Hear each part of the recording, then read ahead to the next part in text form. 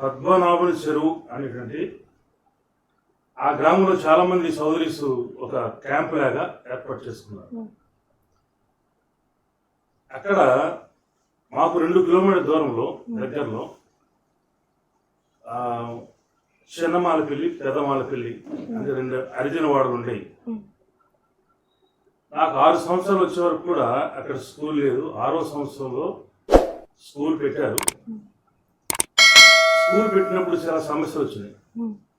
ఈ చౌదరీస్ ఏమో చౌదరి ప్రాంతంలో పెట్టాలని, ఈ అంటే ఈ యొక్క హరిజనులు ఏమో మాకు పెట్టాలని వాళ్ళంత డిమాండ్ గా చేయలేదు. కానీ సర్వే చేసిన తర్వాత హరిజనులు ఎక్కువ మంది ఉన్నారు. ఆ 2 మార్పులు దగ్గరగా ఉన్నాయి. కొంచెం వాళ్ళు ఎక్కువ ఉన్నారు కాబట్టి స్కూలు తప్పనిసరిగా అక్కడే ఏర్పాటు చేశారు. వీళ్ళు ఏమన్నారంటే మా చౌదరీస్ అంతా కూడా అక్కడ స్కూల్ పెడితే మేము రాము. ఎందుకంటే ఆ రోజుల్లో అన్టచబిలిటీ అంటరాంతం చాలా భయంకరంగా ఉంది. అసలు వాళ్ళని ముట్టుకోవడం కానీ వాళ్ళకి ఏమైనా ఇవ్వడం కానీ వీళ్ళ చెరువులో నీళ్లు కూడా త్రాగనిచ్చేవాడు కాదు. అంత భయంకరంగా ఉండేది. ఆ పరిస్థితుల్లో చాలా మంది ఆ స్కూల్లో జాయిన్ అవ్వలేదు. ఎందుకంటే వాళ్ళు ముట్టుకోవాలని. మా తల్లి తండ్రి వారికి నేను చాలా వందనాలు చెల్లించాలి. ఈ సమయంలో వారు నన్ను మాత్రం చేర్పించారు. అందరూ తిట్టారు, నీకు బుద్ధి ఉందా, నీ కూడా అక్కడికి వెళ్ళి ఎలా చదువుకుంటాడు, ఆ మాల్పిల్లి వెళ్ళి చదువుకుంటాడా, ఆడుతూ ఉంటాడా అని. కానీ మా తల్లి గారి ప్రోత్సాహం చాలా ఉంది. ఖచ్చితంగా నా బిడ్డ చదువుకోవాలి, వాళ్ళు ఎక్కడో ముట్టుకుంటే తప్పే ఉంది అని చెప్పేసి. అప్పుడు ఇంకా క్రైస్తవురాలు కాలేదు. అయితే దేవుని విశ్వాసం ఉంచినప్పటికి కూడా మా తల్లిదండ్రులు ఎందుకనో అంత భేదం చూపించేవారు కాదు.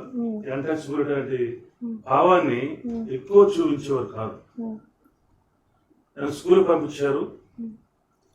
అపాయింట్ చేస్తే వారి దగ్గరలో పెట్టారు కానీ వాళ్ళు మాత్రం స్కూల్కి రావడం లేదు. మా టీచర్ ఏమన్నారంటే, అబ్బులు నీవు వాళ్ళందరినీ తీసుకురావాలి స్కూల్కి, ఎవరు రావడంలా, ఒకళ్ళిద్దరు తప్ప మిగతా వాళ్ళు ఎవరు రావడంలా. అక్కడే చౌదరీస్ ఏమో మీకు ఇక్కడ స్కూల్ పెడితే మేము రావని వాళ్ళు మానేశారు. ఇక్కడ స్కూల్ పెట్టిన దగ్గరలో కూడా వీళ్ళు రావడం లేదు. కాబట్టి ఈ సమస్య గురించి నువ్వు ఈ రకంగా చేయాలని చెప్పాడు. నేను స్కూల్ పిల్లల్ని తీసుకోవడానికి వెళ్ళేవాడిని. ఈ హరిజన వాళ్ళు వాళ్ళ పని ఏంటంటే ఈ చిన్నపిల్లలు చిన్న చిన్న చేపలు పట్టుకోవడం, నత్తల లాంటివి ఏరుకోవడం ఇట్లా చేస్తుండేవాళ్ళు. నేను ఉదయాన్నే వెళ్ళిపోయి వాళ్ళని పట్టుకునేవాడిని. ఇంట్లో దూరి అరపలు లాంటివి ఉంటాయి, అరపల మీద కూడా ఎక్కేసేవాళ్ళు. నేను కూడా లోపలికి ఎక్కి వాళ్ళని తీసుకొచ్చేవాళ్ళు. తీసుకొస్తే వాళ్ళని వాళ్ళు భయపడిపోయేవాళ్ళు, మీరు మమ్మల్ని ముట్టుకోకూడదండి, మేము అంటరాని వాళ్ళం, ఈ సంగతి మీకు మీ వాళ్ళకి తెలిస్తే చాలా గొడవ ఉంది, కాబట్టి మీరు ఇలా మా పిల్లల్ని తీసుకెళ్తున్నారు, అయితే మమ్మల్ని ముట్టుకోవద్దు అనేవాడు. పెద్దవాడు కూడా పక్కకి వెళ్ళిపోయేవాడు. మేము వెళ్తుంటే రోడ్డు వెంబడి వెళ్తుంటే ఒక పక్కకి వెళ్ళిపోయేవాడు. నాకు అర్థం కాదు చిన్నతనంలో. ఆ సెంటర్లో అట్లాగా మేము టౌన్లో ఉన్నాం కాబట్టి అట్లాంటివి నాకు అర్థం కాలేదు.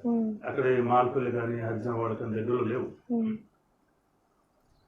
నేను ఒకటే అన్నా, అమ్మా మిమ్మల్ని ముట్టుకోవచ్చు లేదో నాకు తెలియదు, టీచర్ మమ్మల్ని తీసుకురమ్మన్నారు, నేను తీసుకొస్తాను. కాబట్టి ఒక్కోసారి అయితే బాధకుని తీసుకునేవాళ్ళు, ఎవరెవరు కాదు. ఎందుకంటే వాళ్ళు చౌదరీస్ అంటే భయం, వాళ్ళు కొడతారు పెడతారు లేకపోతే ఏం జరుగుద్దు అనే భయంతో ఉండేవాడు. ఇలా తీసుకెళ్తూ మొత్తం 2 హరిజన వార్డు నుంచి 30 మందిని నేను స్కూల్లో అడ్మిట్ చేశాను. అయితే ఇలా బాగానే జరుగుతుంది. వాళ్ళు కూడా స్కూల్ రావడం ప్రారంభం చేశారు. మా నాయనమ్మ గారికి ఎవరో చెప్పారు, ఆ నోట ఈ నోట జరిగి ఈ విషయం మా నాయనమ్మ గారికి తెలిసింది. ఏమని, నేను వాళ్ళ ఇంట్లోకి వెళుతున్నానని, హరిజనుల ఇళ్లలోకి వాళ్ళ పిల్లల్ని లాకేస్తున్నానని, వాళ్ళు ముట్టుకుంటున్నానని అని తెలిసింది. తెలిసిన తర్వాత ఇంకా ఇంటికి వెళ్ళగానే ఒక బిందె నీళ్ళు నన్ను ఎత్తిపోతుంది. వాళ్ళు ముట్టుకున్నారు.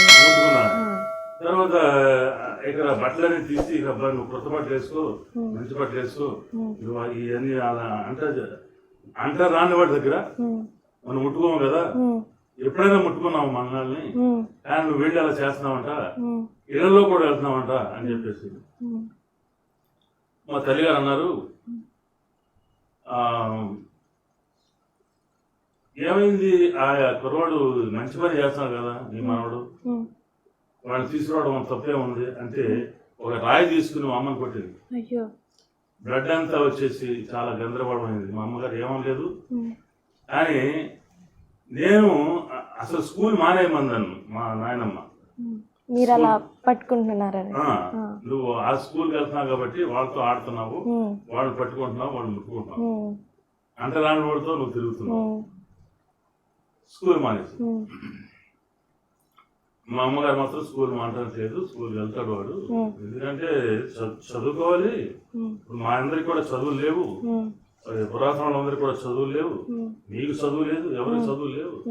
అదే పరిస్థితిలో వ్యవసాయం చేసుకోవచ్చు కదా, వ్యవసాయం ఉంది కదా, కాదు కాదు మా అబ్బాయి చదువుకోవాలి కాబట్టి ఇలా చెప్పినప్పుడు మా నాన్నమ్మ గారు ఏమన్నారంటే, ఓహో ఇట్లాగా మీరు మాత్రం మానరా, వాళ్ళు ముట్టుకుంటాం మానరా, కాబట్టి మీ ఇంటిలో నేను ఉన్నాను, మీరు అంటాన్ని వాళ్ళు అయిపోయారు, మీరు కూడా వాళ్ళు కలిసిపోయారు, అయితే ప్రక్కనకు వెళ్ళేసుకున్నాం, ప్రక్కన వెళ్ళేసుకుని అక్కడ ఉండేది.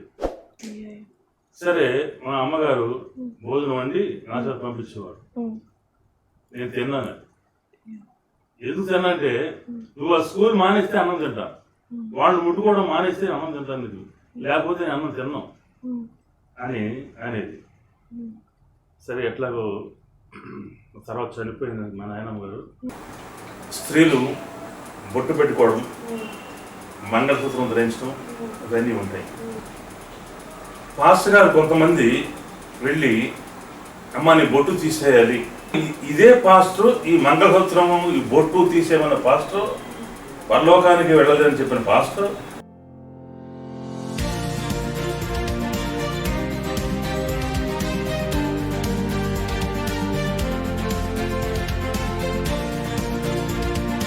ఎవరైతే మంగళసూత్రం తీసేయమన్నారో వాడిని గుమ్మం తొక్కనివ్వదు. There must be one god for the entire world. ఈ ప్రపంచానికి అంతా కూడా ఒకే ఒక దేవుడు ఉండాలి.